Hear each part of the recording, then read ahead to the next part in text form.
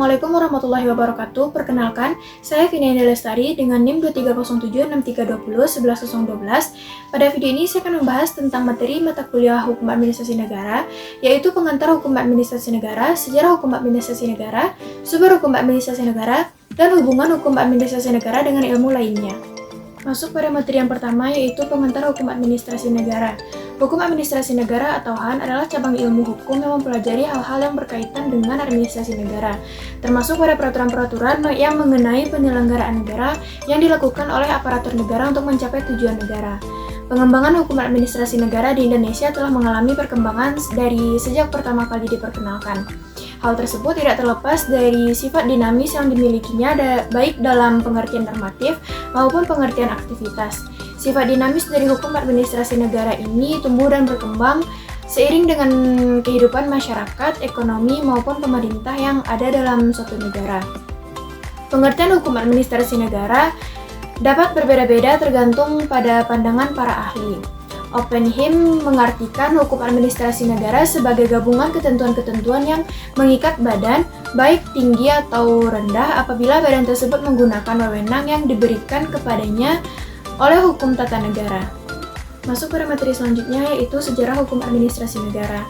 Pada awalnya, hukum ini dipengaruhi oleh dua faktor utama, yaitu revolusi industri di Eropa yang mengubah tipe negara hukum dari penjaga malam menjadi negara hukum sosial, serta masalah-masalah sosial yang timbul sebagai akibat dari penjajahan yang banyak menimbulkan masalah sosial di Indonesia. Pada masa penjajahan, Belanda mengimpor hukum-hukumnya ke Indonesia, termasuk hukum administrasi negara. Setelah Indonesia merdeka, rakyat Indonesia menginginkan untuk mewujudkan masyarakat yang adil, makmur, seperti yang diamanatkan dalam pembukaan Undang-Undang Dasar 1945.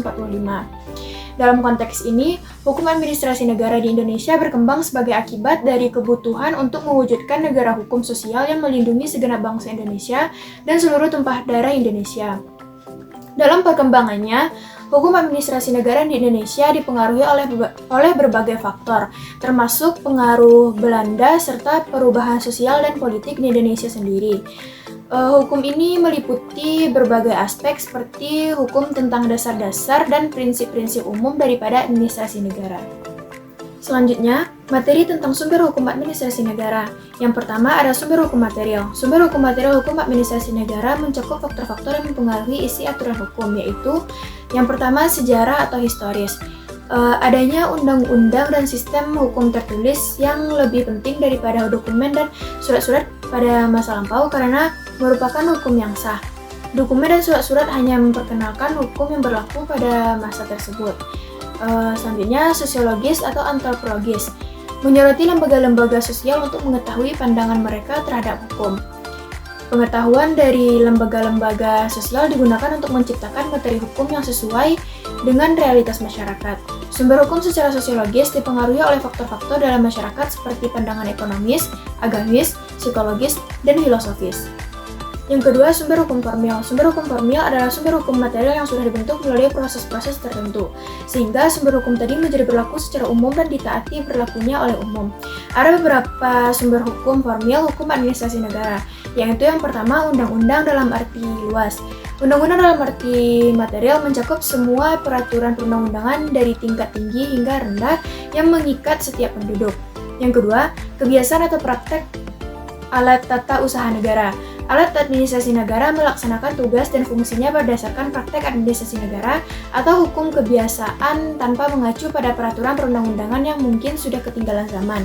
Hal ini karena peraturan tersebut mungkin tidak lagi sesuai dengan keadaan saat ini, sehingga pengambilan keputusan untuk menyelesaikan masalah konkret dilakukan berdasarkan dasar pengalaman alat administrasi negara sebelumnya. Dengan demikian, akhirnya tindakan atau praktek alat administrasi negara terdahulu itu dijadikan sumber hukum bagi tindakan alat administrasi negara yang lain. Yang ketiga, jurisprudensi. Jurisprudensi adalah keputusan hakim atau badan peradilan yang memiliki kekuatan hukum tetap. Jurisprudensi sebagai sumber hukum berkaitan dengan prinsip bahwa hakim harus mempertimbangkan nilai-nilai masyarakat dan keputusan hakim sebelumnya saat mengadili perkara tanpa regulasi yang jelas. Yang keempat, doktrin atau pendapat ahli. Doktrin diakui sebagai sumber hukum formil hukum administrasi negara setelah diakui oleh umum.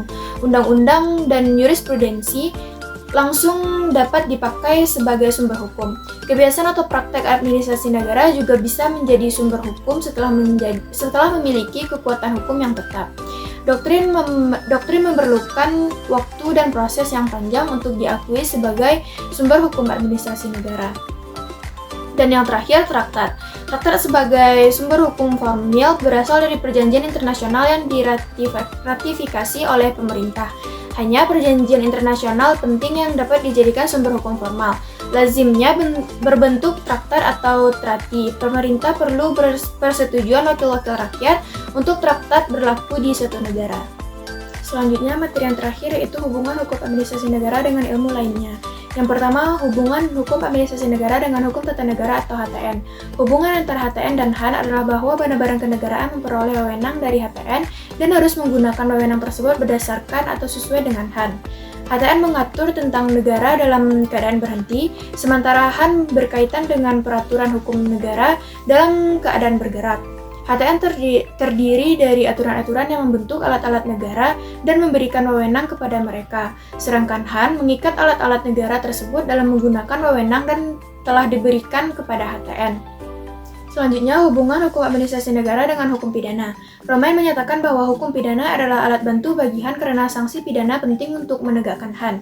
Hukum administrasi negara dan hukum pidana memiliki hubungan dalam penegakan hukum, di mana hukum pidana memberikan sanksi khusus untuk pelanggaran hukum privat dan publik. Contoh konkretnya adalah pasal 558 KUHP yang mengatur sanksi bagi pegawai sipil yang alpa dalam pekerjaannya. Selanjutnya, hubungan hukum administrasi negara dengan hukum perdata. Paul Scholten berpendapat bahwa hukum perdata adalah cadangan hukum administrasi negara. Prince berpendapat bahwa hukum administrasi negara dapat dilengkapi oleh hukum perdata. Hukum perdata dapat berlaku sebagai hukum umum atau hukum rakyat jika hukum publik tidak mengatur suatu hal. Namun, jika hukum administrasi negara mengaturnya, aturan yang digunakan adalah aturan hukum administrasi negara. Mungkin sekian materi mata kuliah hukum administrasi negara yang dapat saya sampaikan pada video ini. Sekian, terima kasih. Assalamualaikum warahmatullahi wabarakatuh.